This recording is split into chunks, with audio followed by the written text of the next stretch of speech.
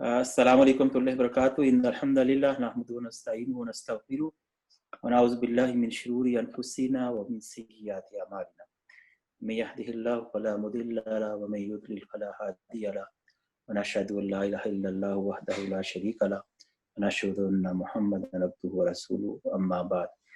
अऊज़ु बिल्लाहि मिनश शैतानिर रजीम। बिस्मिल्लाहिर रहमानिर रहीम। अलिफ लाम मीम ज़ालिकल किताबु ला रैब फीहि हुदल लिल मुत्तक़ीन। सदक़ल्लाहुल अज़ीम। अल्लाहुम्मा सल्लि अला सय्यिदिना व मौलाना मुहम्मदिन व अला आलिहि व बारिक वसल्लिम। अल्लाह से दुआ है कि हमें कुरान का सही फहम अता फरमाए, उस पर अमल की तौफीक अता फरमाए। ये आवाज आ रही मेरी? ये मेरी आवाज आ रही सबको? इधर आ रही है, आ रही है। अच्छा, एक तो मेरी गुजारिश ये है कि जो अपना ख़वातीनो हजरात के लिए मुमकिन हो तो वो प्लीज कल से क्लास में बैठे, तो वो भी कुरान पाक मेरे साथ लेकर बैठे। तो उससे ये होगा कि उनकी पूरी तवज्जो कुरान की तरफ रहेगी और जो आयात मैं पढ़ूंगा वो आयात उनके सामने होंगी, तो उनके फहम में ज्यादा ये मुद्दों और कुरान के हाथ में पकड़ने की वजह से एक बरकत भी रहेगी और इंशाल्लाह क्लास में कुरान मजीद का जो ज़ौक़ शौक़ का माहौल है वो भी रहेगा। तो ये मेरी एक अपील है, अगर मुमकिन हो तो जो कुरान मजीद अपने हाथों में लेकर बैठ सकते हैं, बावुज़ू होकर वो कुरान मजीद अपने हाथों में लेकर बैठे। कुरान मजीद की सूरतुल फातिहा एक तमहीदी सूरत है, उसके बाद जो बाकायदा पहली सूरत है इस तरतीब में, जिस तरतीब में कुरान मजीद हमारे हाथों में मौजूद है, इसे तरतीब मुसहफ बोलते हैं। इस तरतीब में पहली सूरत सूरतुल बकरा है। तो सूरतुल बकरा कब नाजिल हुई, कौन बताएगा? Hello hello. असल में सबके माइक बंद किए हुए ना। अच्छा अच्छा, एक तरफ है ये? नहीं, अच्छा, माइक अच्छा, बंद किए हुए सबके, वो फिर शोर बहुत होता है क्लास में। अच्छा, इसके ना एक ऑप्शन है, जिसको आंसर आता है वो हैंड रेज कर दे, तो उसको अनम्यूट करके उससे आंसर पूछ लेंगे हम। उससे फिर देर होगी। कोई बात नहीं, ऐसे ही वो डिस्टर्बेंस होगी उससे, सर आप ही जवाब बता दें। नहीं इट्स ओके। नहीं मुझे पता है, आपको ही पता है, लेकिन उससे ये होता है, थोड़ा सा ये होता है कि मुझे एक तो आपकी दिलचस्पी का अंदाजा रहता है, दूसरा थोड़ी वो इस चीज से ज़हन नशीन होती है, तो ऐसी होती है जिनकी तरफ ज्यादा तवज्जो दिलानी होती है। बहरहाल कोई बात नहीं, इस तरह भी चलते हैं। सूरतुल बकरा आप सबको पता है कि हिजरत के बाद नाजिल हुई। हिजरत के बाद नाजिल हुई, तो हिजरत के बाद जो सूरतें नाजिल हुई उन्हें मदनी सूरतें कहते हैं। तो हिजरत से पहले नबी करीम सल्लल्लाहु अलैहि वसल्लम ने 13 वर्ष तकरीबन मक्का में गुजारे। तो मक्का में जो कुरान हिजरत से पहले उतरा उसे मक्की कुरान कहते हैं। आपको पता है कि सूरतों के ऊपर लिखा होता है मक्की सूरत है या मदनी सूरत है। अब एक सवाल यहां पैदा होता है कि मक्का में 13 उतरा और वो कुरान तकरीबन 2/3 है। ये समझ लें कि तकरीबन 70% कुरान, 60 से 70, 65 से 70-75% कुरान मक्का में उतरा। मक्का में 70-75% कुरान उतरा, 13 वर्ष उतरता रहा, बाद में वो जाके सूरतुल बकरा का नज़ूल शुरू हुआ, जो मदनी सूरत लेकिन हाथ में है। इसमें अल्लाह ताला की मशहद से तरतीब ये रखी गई कि 13 वर्ष बाद जो सूरत मदीने में जाके उतरी है उसे मजीद के शुरू में रख दिया गया, और जो 13 वर्ष का मक्की कुरान है चला गया। आप सोचिए कि अल्लाह ताला ने ऐसा क्यों किया। आप यानी कि जब कुरान का आप ज़ौक़ शौक़ से मुतालिया करेंगे और कुरान को अपने तदब्बुर का और तफक्कुर का और इल्म और जुस्तजू का और तहकीक और मुताले का आप इसको मुस्तकिल मौजू बनाएंगे, तो फिर आप कुरान के हवाले से हर तरह के सवालात आपके ज़हन में उभरेंगे। तो ये एक सवाल मैं छोड़े जा रहा हूं कि कुरान के हर तालिब इल्म को इस पे सोचना चाहिए कि अल्लाह की क्या हिकमत की नज़ूली तरतीब को बदलते हुए इस तरतीब ने कुरान मजीद को जो था हमारे लिए महफूज फरमाया। तो जब आप ये तरतीब की हिकमत ज़हन में रखेंगे तो इससे भी कुरान मजीद के मानी और कुरान मजीद के अंदर बहुत सी चीजें आपके ऊपर मुकशिफ होगी। اس بات کو ذہن میں رکھیں، توجہ دلا رہا ہوں۔ اسی طرح اس بات کو بھی ذہن میں رکھیں کہ اللہ تعالیٰ نے جب سورۃ البقرہ کو شروع میں رکھا تو اس کی پہلی آیت جو ہے حروف مقطعات میں ہے، میں اس پہ بات نہیں کرتا، اتنا وقت نہیں ہوتا، اور اس حروف مقطعات کی پہلی آیت جو الف لام میم معروف ہے، اس کے بعد جو پہلی بات کہی گئی، میرے آپ کے لیے جو پہلی بات کہی گئی، جو دنیا بھر کے انسانوں کے لیے پہلی بات کہی گئی، جو قیامت تک کے تمام انسانوں کے لیے پہلی بات، پہلا لیسن جو قرآن مجید نے ہمیں دیا وہ یہ تھا کہ ذالک الکتاب لا ریب فیہ، کہ یہ اللہ کی کتاب ہے، لا ریب فیہ، اس کے من جانب اللہ ہونے میں کوئی شک نہیں ہے۔ پہلی بات کیا کہی؟ قرآن مجید کے من جانب اللہ ہونے میں کوئی شک نہیں ہے۔ قرآن مجید کے من جانب اللہ کی طرف سے ہونے میں، قرآن مجید کی کتاب ہدایت ہونے میں، قرآن مجید کے اللہ کی طرف سے ایک سچی کتاب ہونے میں کوئی شک نہیں ہے۔ میرے دوستو سوچئے یہ بات کیوں کہی؟ شروع میں قرآن نے اس سے آغاز کیوں کیا؟ پہلی بات جو کہی اس یہ کیوں اس کو شک نہیں ہے من جانب اللہ ہونے میں اور کتاب ہدایت ہونے میں؟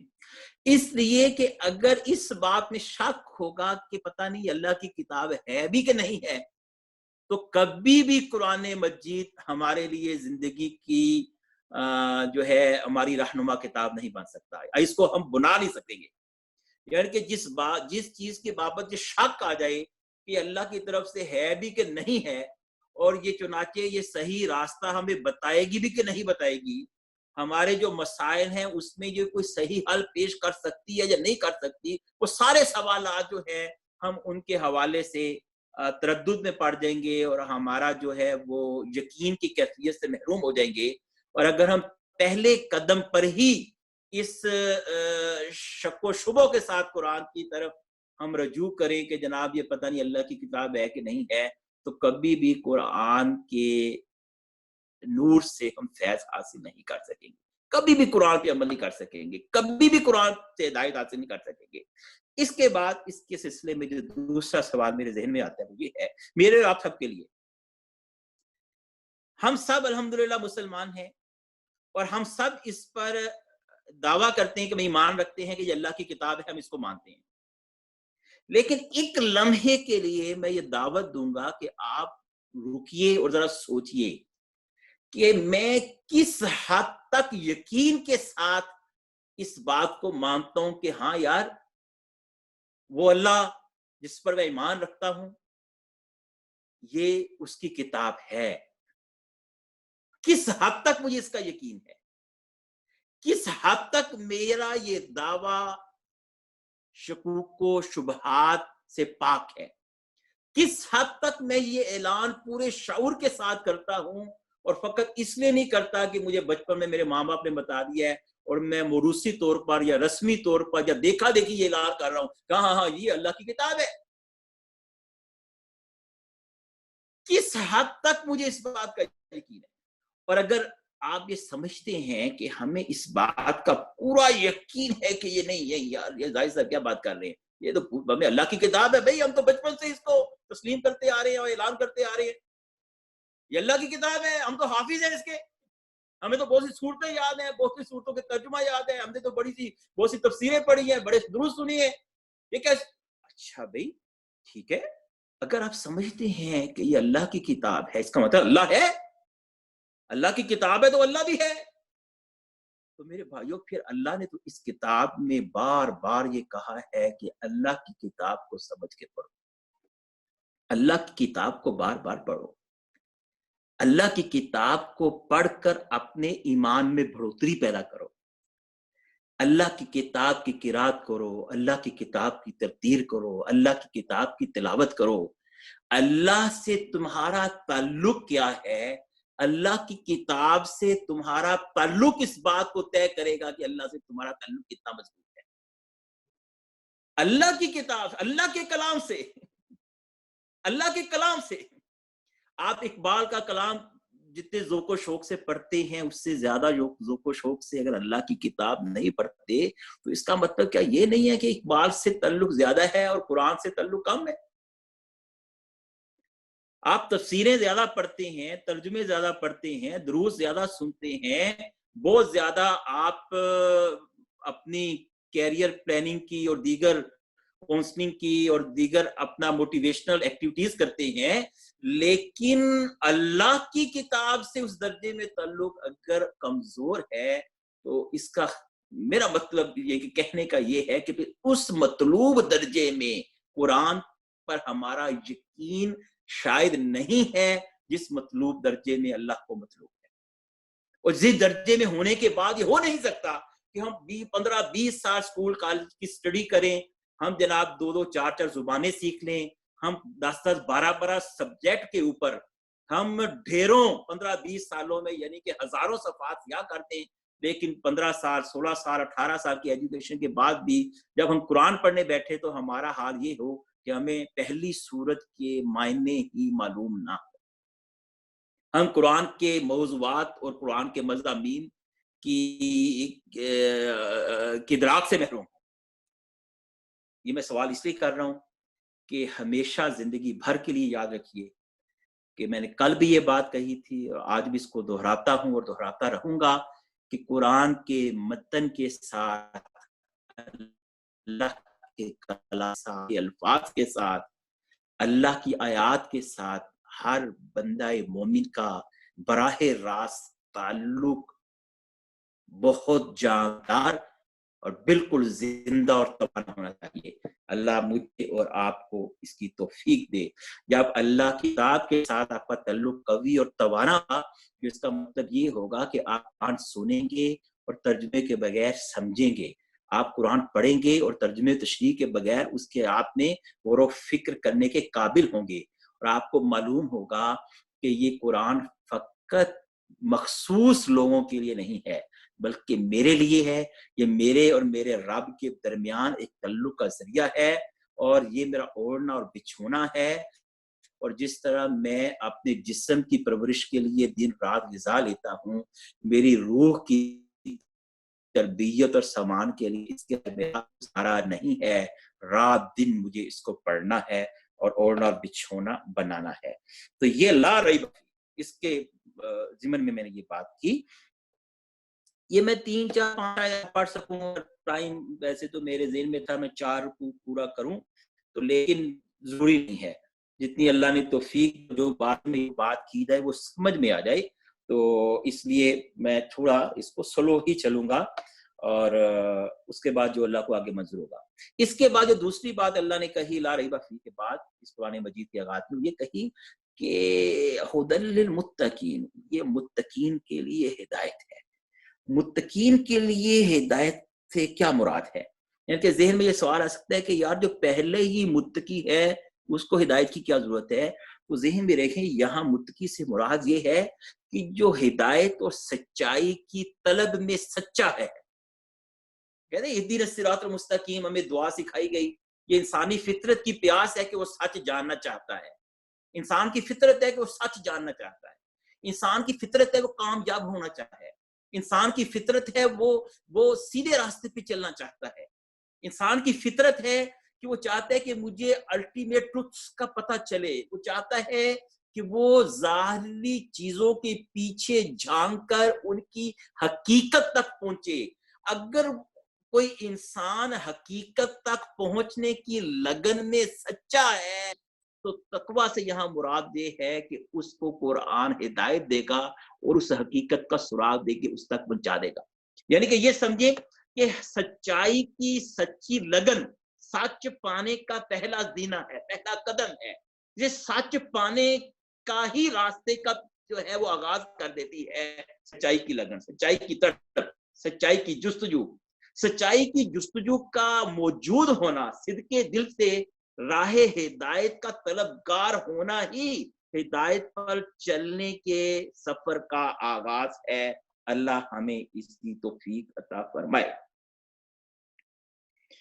ھدی للمتقین سے مراد کیا ہے کہ یہ قرآن سچے طلبگاروں کے لیے ہدایت ہے, اور دوسری اس سے یہ بھی اس میں ضمناً یعنی کہ اشارہ موجود ہے کہ قرآن ہدایت کی کتاب ہے، تو اس کا مطلب یہ ہے کہ اللہ جس نے سب انسانوں کو پیدا کیا اس سے معلوم ہے کہ انسان فقط اپنی عقل سے ہدایت کو حاصل نہیں کر سکتے، فقط عقل استعمال ہوگی ہدایت کی طلب میں اور ہدایت کی پہچان میں، یعنی کہ عقل استعمال ہوگی کہ آفاق اور انفس اور کی نشانیوں پر غور کرنے کے لیے، عقل استعمال ہوگی یہ جانچنے کے لیے کہ یہ پیغمبر سچا ہے یا جھوٹا ہے، اور عقل یہ استعمال کر کے پتہ چلے گا کہ اس پیغمبر کے معجزے صحیح ہیں یا نہیں ہیں، عقل استعمال ہوگی کہ یہ پیغمبر جو قرآن کے نام سے یا دیگر صحائف کے نام سے جو بیان کر رہا ہے یہ واقعی من جانب اللہ ہے یا خود قرآن۔ جب عقل اس پہ عقل اس بات کی پوری گواہی دے دے گی کہ جناب نہیں یہ پیغمبر بھی سچا ہے اور اس کی زبان سے جو کلام نشر ہو رہا ہے وہ بھی سچا ہے، تو پھر اس قرآن کے آگے انسان سرنڈر کر دے گا، یہ بھی اس کی عقل ہی کا تقاضا ہے۔ اس کا مطلب یہ ہے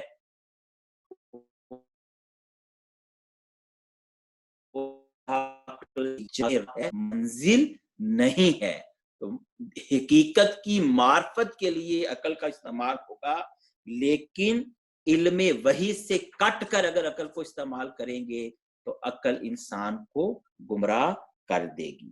اس کے بعد جو بات ہے اس میں یہ چند صفات بیان کی کہ جو ہدایت کی طلب میں سچے ہوتے ہیں اور جو اللہ سے پوچھ کر زندگی گزارنا چاہتے ہیں، لازماً ان کی پہلی صفت یہ ہے کہ یؤمنون بالغیب، وہ غیب پر ایمان لاتے ہیں یا غیب میں رہتے ہوئے ایمان لاتے ہیں، دونوں ترجمے اس کے علماء نے کی ہیں۔ غیب پر ایمان سے مراد یہ ہے کہ اللہ کو دیکھا نہیں ہے لیکن اللہ پر ایمان لاتے ہیں، آخرت کو دیکھا نہیں ہے لیکن سچے رسول کی زبان سے سنا ہے، اس کی تصدیق کرتے ہیں، جنت و دوزخ نہیں دیکھی لیکن اس پر ایمان لاتے ہیں۔ اس یؤمنون بالغیب، اس کا مطلب یہ ہے کہ وہ مادیات کے اور محسوسات کے غلام نہیں ہوتے، یعنی کہ وہ یہ نہیں کہتے کہ جو چیز ہمیں محسوس ہوگی، ہمارے مشاہدے میں آئے گی، ہمارے تجربے میں آئے گی، فقط اسی کو مانیں گے، اور جو چیز ہم محسوس نہیں کر سکیں گے اس کو نہیں مانیں گے، نہیں، بلکہ وہ محسوسات والی چیزوں پر غور و فکر کرتے ہوئے محسوسات کے پیچھے تک دیکھنے کی صلاحیت رکھتے ہیں، یعنی کہ اگر سورج چڑھا ہے، اگر روشنی ہو گئی ہے، یا آپ کمرے میں بند بیٹھے ہیں، کمرے میں روشنی پھیل گئی ہے، تو کمرے میں روشنی کا پھیلنا ان کی عقل اس بات کو باور کرے گا کہ یار باہر سورج نکل آیا ہے، کمرے میں اندھیرے کا ہو جانا یہ ان کی عقل کو اپیل کرے گا کہ یار باہر سورج غروب ہو گیا ہے۔ اتنی بڑی مخلوقات کو دیکھ کر، اتنی بڑی کائنات کو دیکھ کر، اتنے گوناگوں جہانوں کو دیکھ کر وہ گواہی دیں گے کہ ہاں ان کا کوئی خالق موجود ہے، کوئی پروردگار ہے، تو اس غیب پر ایمان لاتے ہیں جس چیز کو نہیں دیکھا، محسوسات کے اور مادے کے غلام نہیں ہوتے۔ اور جب ایمان لے کر آتے ہیں تو ان کی پہلی صفت یہ ہے کہ جس اللہ پر ایمان لے کر آئے ہیں، اور ایمان آپ سورہ فاتحہ ذہن میں رکھیں، اس اللہ پر ایمان لے کر آئے ہیں جس کی بابت انہوں نے ادراک کیا ہے کہ پورے جہانوں کا رب ہے، اور اس جہانوں سے کائنات سے جو فیض مجھے اور آپ کو پہنچ رہا ہے اس سارے فیض کا منبع اللہ کی ذات ہے، تو اللہ کے حضور تشکر کے جذبات پیدا ہوتے ہیں، اللہ سے عقیدت ہوتی ہے، اللہ سے محبت ہوتی ہے، یہ محبت پھر بندے کو اللہ کی پرستش پر آمادہ کرتی ہے، اور جب پرستش پر آمادہ کرتی ہے تو بندہ اللہ کے آگے جھک جاتا ہے، اس کا دل جھک جاتا ہے، اس کا جسم جھک جاتا ہے، اس کی جان کا روح روح جھک جاتا ہے۔ اس جھکنے کا جو ایک شرعی اسلوب اللہ نے خود ہمارے بندوں کے لیے، اپنے بندوں کے لیے جاری کیا اپنے رسولوں کے ذریعے، وہ نماز ہے۔ تو جو اللہ کے حضور جھکتا ہے، اللہ کے حضور سرنڈر کرتا ہے، جو اللہ کا شکر ادا کرنا چاہتا ہے، جو اللہ کی حمد و ثنا کے ترانے لانا چاہتا ہے، جو اللہ سے بے پناہ محبت کرتا ہے، اس کا اظہار کرنا چاہتا ہے، تو اس کی ایک بہت خوبصورت جو اپنا سنت اللہ نے یا اس کو جو جاری کی پیغمبروں کے ذریعے وہ نماز ہے. تو اس لیے قرآن پر ایمان رکھنے والا, قرآن کو اللہ کی کتاب سمجھنے والا, غیب پر ایمان رکھنے والا, صراط مستقیم کا سچا طالب, اس کی پہلی نشانی یہ ہے کہ وہ پنجگانہ اپنے رب کے حضور پیش ہو کر نماز ادا کرتا ہے. اچھا جی, میرا وقت جی 20 منٹ 21 منٹ بلکہ ہو گئے, میرا خیال ہے اب آ جائیں کوسچن آنسر. اس کو 2 منٹ میں اس کو مضمون کو ختم کرتا ہوں. 2 منٹ ٹھہر دیں, اس میں صفات کو 2 منٹ میں انشاءاللہ. اگلی صفت یہ ہے کہ جو وَمِمَّا رَزَقْنَاهُمْ يُنْفِقُونَ, جو بھی اس کے پاس اللہ نے صلاحیتیں دی ہیں وہ ان کو اللہ کی راہ میں خرچ کرتا ہے. اس کا مطلب یہ ہے کہ اللہ کی محبت پہلی ترجیح ہے, اور جیب میں پیسے ہیں اور اللہ کا حکم ہے خرچ کرو, تو اللہ کی محبت میں جیب کھل جائے گی, ہاتھ کھل جائے گا, دماغ کھل جائے گا, جوانی اللہ کی راہ میں کھپا دی جائے گی. جو کچھ ہے اللہ کے راستے میں کھپانا, یہ پھر اللہ کی محبت قربانی مانگتی ہے, اور اللہ کی محبت جو ہے اس کا یہ بھی تقاضا ہے. اس کے بعد کہا کہ یہ وہ لوگ ہیں سچے طلبگار حق کے کہ جو اے نبی آپ پر نازل کیا اس پر بھی ایمان لاتے ہیں, اور آپ سے جو پہلے نازل کیا اس پر بھی ایمان لاتے ہیں. اس کا مطلب کیا ہے؟ اس کا مطلب یہ ہے, یہود کی طرف اشارہ کیا جا رہا ہے. اس کا مطلب یہ ہے کہ یہودیوں نے کہا یہ محمد پر جو اترا ہے اس پر تو ایمان نہیں لائیں گے, یہ تو بنی اسماعیل میں سے ہے, ہم بنی اسرائیل ہے, ہم تو اس کو مانیں گے جو موسیٰ پہ آیا. تعصب کا شکار ہو گئے, حسد کا شکار ہو گئے, کینہ آ گیا ان کے دلوں میں. تو کہا بندہ مومن اس کا دل کھلا ہے جب وہ اللہ پر ایمان لاتا ہے اور اللہ کو پہلی ترجیح بناتا ہے, تو ہر طرح کے تعصبات سے اوپر اٹھاتا ہے اور کہتا ہے جو بھی اللہ کی طرف سے آیا ہے آج تک ہم سب پر ایمان لاتے ہیں, اس پہ تفریق نہیں کرتے. اور بالآخرۃ ہم یوقنون, اور آخرت پر یقین کے درجے میں ایمان لاتے ہیں. یقین کے درجے میں آخرت پر ایمان کیوں؟ کہ اگر یہ یقین نہیں ہوگا کہ میں نے اس زندگی کے ایک ایک عمل کا مرنے کے بعد حساب دینا ہے, تو میرے دوستو مجرد اللہ اور رسول اور کتابوں پر ایمان اور مجرد فقط قرآن کا مطالعہ, اس کی معلومات انسان کو نہ بدی سے روک سکتی ہیں, نہ نیکی کے لیے قربانی کے جذبے کے ساتھ حق پر کھڑا کر سکتی ہیں. یہ آخرت پر یقین کی دولت ہے, یہ جنت کی حرص ہے, یہ دوزخ کا کھٹکا ہے جو بندہ مومن کو صراط مستقیم پر کھڑا ہونے کی جو ہے وہ حوصلہ دیتا ہے. آخری بات جو قرآن نے ان شروع کی 5 آیات میں کی ہوئی, اللہ کہتے ہیں کہ اولئک علی ھدی من ربہم, یہ صفات رکھنے والے وہ لوگ ہیں جو اپنے رب کی طرف سے راہ ہدایت پر ہیں. ورنہ دنیا میں جو انسان بھی کوئی کام کرتا ہے وہ کہتا ہے کہ میں جناب یہ اصلاح کا علم بردار ہوں اور میں نیکی کا پرچم میرے ہاتھ میں ہے, میں تہذیب اور تمدن سکھانے کے لیے آیا ہوں. ابلیس بھی آئے گا تو اصلاح کا جھنڈا اٹھا کے آئے گا اور کہے گا میں تمہیں تہذیب اور ہدایت دینے آیا ہوں, میں تمہیں جمہوریت کا درس دینے آیا ہوں, میں تمہیں جناب ایٹیکیٹ سکھانے آیا ہوں, میں تمہاری کونسلنگ کرنے آیا ہوں. لیکن قرآن یہ کہتا ہے کہ نہیں, اللہ کی طرف سے جو ہدایت مقرر ہے اس ہدایت پر جو لوگ ہیں ان کی صفات یہ ہیں. اگر یہ صفات ان کے اندر نہیں ہے تو وہ اللہ کی ہدایت پر نہیں ہے, اپنے تئیں وہ بڑے ہدایت کے علمبردار بنے پھریں. وَأُولَٰئِکَ هُمُ الْمُفْلِحُونَ, اور اللہ کی طرف سے یہ صفات رکھنے والے جو ہدایت پر گامزن ہیں, اللہ کا سند یہ ہے کہ فقط یہی کامیاب ہیں. باقی آپ ڈالر پاؤنڈ کی جتنی مرضی بارش اپنے ملکوں میں کریں اور جتنے مرضی دولت کے اور اسباب کے ڈھیر لگا دیں اور جتنی مرضی زندگیوں میں آپ فی اوسط آمدنی میں اضافہ کر لیں اور جتنے مرضی اپنے شہروں کو لندن اور پیرس کے روپ میں ڈھال لیں, بہرحال کامیابی اس کے علاوہ کسی دوسری جگہ نہیں ہے. ہمارے البلاغ سوالات کر سکتے ہیں. جی جزاک اللہ, تھینک یو ویری مچ سر.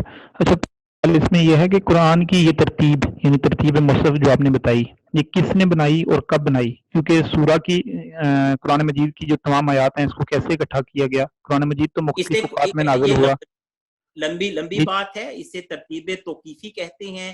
کہ نبی کریم صلی اللہ علیہ وسلم نے اللہ کی مشیت سے صحابہ کو اسی ترتیب میں قرآن املا کروایا اور اسی ترتیب میں नबी करीम सल्लल्लाहु अलैहि वसल्लम ने इसको नमाजों में पढ़ा और उसी वक्त से ये सीना बसीना इसी तरतीब से पढ़ा रहा जी, और इसी तरतीब में लिखा गया। जी जी, बाकी इसकी तफसील जो है वो आप बाकी किताबों में देख सकते हैं, यानी कि उसूल। दूसरा क्वेश्चन है कि मजहब और दीन में क्या फर्क है, ये बता दीजिए।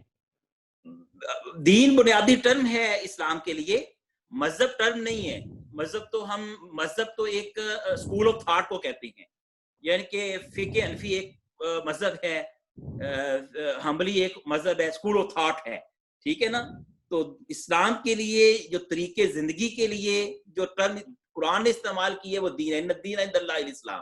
तो दीन इस्लाम दीन है, मजहब नहीं है। वैसे भी जो मजहब उर्दू में महदूद मायनों में इस्तेमाल होता है, वो मजहब से मुराद ये है कि कुछ अकायद और कुछ मरासम अबूदियत, उनके मजमूए का नाम मजहब है। इस तरीके से आप समझ लें कि हिंदुओं के अंदर सैकड़ों मजाहिब हैं, या हिंदू भी एक मजहब है। लेकिन दीन से मुराद ये है कि जो दीन आपके अकीदे से भी बात करता है और जो आपके अमल से भी बात करता है और जो हमा पहलू आपको जिंदगी के तमाम दायरों में रहनुमाई फराहम करता है, जहां पर अक्ल की हद खत्म हो जाती है, उसे दीन कहते हैं। तो अल्लाह के नजदीक वो दीन फकत इस्लाम है, और ये तमाम रसूलों का यही दीन था। मूसा अलैहिस्सलाम, ईसा अलैहिस्सलाम, इब्राहीम अलैहिस्सलाम, आदम अलैहिस्सलाम, तमाम रसूलों का ये दीन था। ये दीन नबी करीम सल्लल्लाहु अलैहि वसल्लम लेके नहीं आए, बल्कि नबी करीम सल्लल्लाहु अलैहि वसल्लम पर इस दीन और शरीयत का इत्मीम हुआ, बस। जी जज़ाकल्लाह। एक और क्वेश्चन है कि हरूफ मुक़त्तिआत जैसे अलिफ लाम मीम स्वाद वगैरह का तर्जुमा क्यों कर मुमकिन नहीं? कुरान इंसान की हिदायत के लिए नाज़िल हुआ, तो इन हरूफ के मुतालिक भी इंसान को मालूम होना चाहिए। सूरह आगे आले इमरान, कुरान के बहुत से सवालात मैंने कल भी कहा था, आप कुरान पढ़ते जाएंगे तो आगे मिल जाएंगे।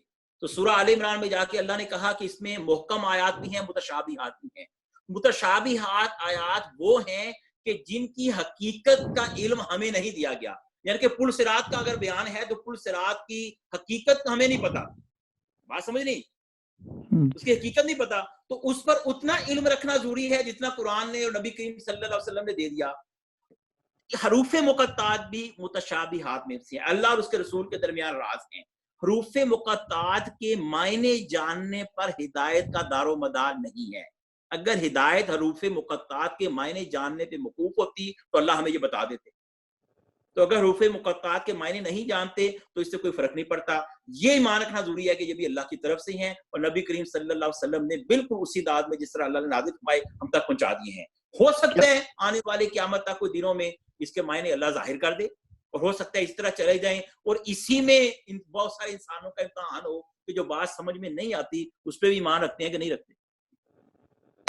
सही। क्या कुछ मुफस्सिरीन इकराम ने इनके ऊपर यानी हरूफ मुक़त्तिआत के ऊपर कोई बहुत से लोगों ने मेहनत की है, यानी बहुत से लोगों ने मेहनत की है। बाज लोगों ने ये कहा है, वामदी साहब इसमें शामिल हैं, कि हरूफ मुक़त्तिआत सूरतों के नाम हैं, लेकिन ये बात फकत एक अंदाजे की हद तक है। यकीनी तौर पर किसी ने भी दावा नहीं किया कि हरूफ मुक़त्तिआत से ये मुराद है।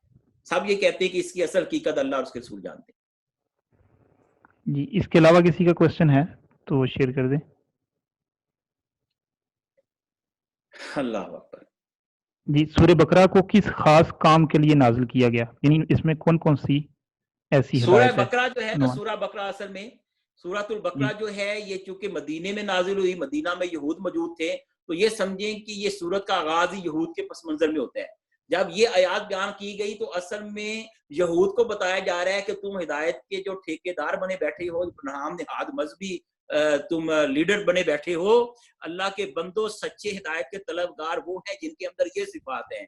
तो यहूद जो थे ये सारी सिफात अपने अंदर यहूद के वो ये खत्म हो गई थी, हकीकी दीनदारी खत्म हो गई थी। उसकी बजाय उन्होंने दीन को जनाब वो दुनिया कमाने का जरिया बना लिया था। आखिरत पे यकीन उनका नहीं रहा था, बल्कि उन्होंने कहा कि हम तो जनाब शहीदों की औलाद हैं और पैगंबरों की औलाद हैं, हमें कुछ करने की जरूरत नहीं है, पैगंबर छुड़ा के और बचा के ले जाएंगे। नमाज उन्होंने जो थी वो उसको जाया कर दिया, अल्लाह की राह में खर्च करने की बजाय बखील बन गए। ठीक है, तकवा की रूह उनके अंदर से निकल गई। ठीक है, तो ये जो चीजें हैं ये असल में उस पस मंजर में ये आयात हैं। तो उनके सामने जब ये याद रखी गई तो बताया कि भाई जो सच्चे हिदायत वाले होते हैं उनकी सिफात तो ये होती है। इस तरह उनकी तवज्जो नबी करीम सल्लल्लाहु अलैहि वसल्लम पर ईमान लाने वाले सच्चे अहले ईमान की तरफ कर दी गई। दोनों फर्क ताकि बिल्कुल सामने हो जाएं। तो सूरतुल बकरा का जो मरकजी मौजू है वो यहूद पर फर्द जुर्म है, और यहूद पर फर्द जुर्म आयत करके यहूद का मनसबे इमामत से मजूल होना और उसकी जगह नबी करीम सल्लल्लाहु अलैहि वसल्लम की इमामत में नई उम्मत की तश्कील और उसका मनसबे इमामत पर फायज होना, ये इसका मौजू है। और तफसील से हम पढ़ेंगे तो आगे चीजें आती जाएंगी। जी ठीक है। एक और है कि गैब पर यकीन, ये करें एक मतलब फिर ये शॉर्टली बता दें इस पर, गैब पर यकीन से क्या मुराद है? गैब पर ईमान से मुराद है कि जो चीजें हमारे हवास से मावरा है, खुद अल्लाह की जात हमारे हवास से मावरा है, लेकिन अल्लाह की जात की गवाही कायनात का जर्रा जर्रा दे रहा है, तो हम अपनी अकल को इस्तेमाल करेंगे कि यार ये अफाक अनफुस की निशानियां देखेंगे और कहेंगे यार कि ये जाहिर है ये इतना बड़े कायनात जो इतने डिसिप्लिन में बंधी हुई है, इसका कोई पैदा करने वाला है। लेकिन जो पैदा करने वाला है अक्ल, वो खुद अक्ल उस अक्ल से मावरा है। हम अल्लाह की जात का हमारी अक्ल अहाता नहीं कर सकती कि अल्लाह की जात कैसी है, तो ये भी गैब का एक मौजू है।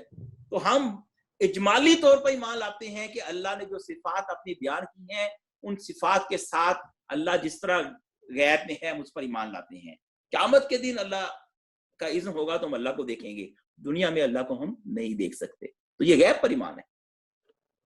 जी बेहतर। अच्छा, इसमें एक और है कि ये जो बताया गया स्टार्ट में कि मदनी सूरत को पहले क्यों रखा गया, तो इसको समझने के लिए जी नहीं आपने बताया हाँ। आपने जिक्र में किया स्टार्ट में, तो इसको समझने के लिए आप क्या सजेस्ट करते हैं कि किस किताब को, कौन सी तफसीर को पढ़ा जाए या कहाँ पे, यानी इसको समझने के लिए? नहीं, इसके समझने के लिए आप खुद कुरान ही में गौर फिक्र करेंगे। जब कुरान हम तब अन्नास बार बार पढ़ेंगे तो आपके समझ में आएगा अच्छा ये वजह है कि जरा सूरह बकरा शुरू में आई। वैसे आप मुकदमा तफहीमुल कुरान पढ़ें, और तफहीमुल कुरान में मौला मदूदी ने जो कुरान का अपनी सूरतों के दिबाचे लिखे हैं, तमहीदी कलिमात तारुफ सूरतों का, उसको पढ़ेंगे तो उसमें भी आपको बहुत सारी चीजें सामने आ जाएंगी। जाहिर है उलमा ने, तो अमीना साई साहब ने भी चीजें लिखी हैं, तो उन उलमा ने जो तदब्बुर किया और उसके नतीजे में अपने नताजे फिक्र दिए हैं उनको लिखा है। आप उनको पढ़ेंगे तो उससे मजीद आपका जो है वो जाहिर है आपकी फहम की जो मजीद दर्जे आप जो है वो बुलंद हो। जी जज़ाकल्लाह। क्या हालात के बदलने से शरीयत के अहकामात बदलते हैं? अली कुरैशी। शरीयत के अहकामात दो किस्म के हैं, एक हालात के बदलने से नहीं बदलते, एक वो अहकामात हैं जो हालात और ज़रूफ की तब्दीली के साथ बदल जाते हैं। जैसे नमाज, यानी कि नमाज का एक असूली हुक्म है, वो किसी हालत में आप उसको तर्क नहीं कर सकते, लेकिन नमाज की अदायगी में बहुत सारी सहूलतें हैं, वो आपकी हालत के मुताबिक बदल जाती हैं। आप जंग की हालत में, यानी कि आप जनाब वो और तरह नमाज अदा करते हैं, सफर में और तरह करते हैं, कसर कर लेते हैं। बाद दफा आप घर में बहुत आप दिन छोटे हैं और कॉलेज स्कूल में पीरियड्स हैं, आप नमाजें तो जमा कर लेते हैं। तो ये आपकी हालत के साथ, मतलब बीमारी में आपको रुखसत है, आप ठंडे पानी से अगर आपके बीमार होते हैं या पानी मौजूद नहीं तयम्मुम कर लेते हैं। तो इस तरह ये हालात और ज़रूरत की तब्दीली से शरीयत के अहकाम बदलते हैं। जी जज़ाकल्लाह। आज का महल मुकम्मल करते हैं, ख़त्म करते हैं इस पे। जी Madiha, it's up to you ना।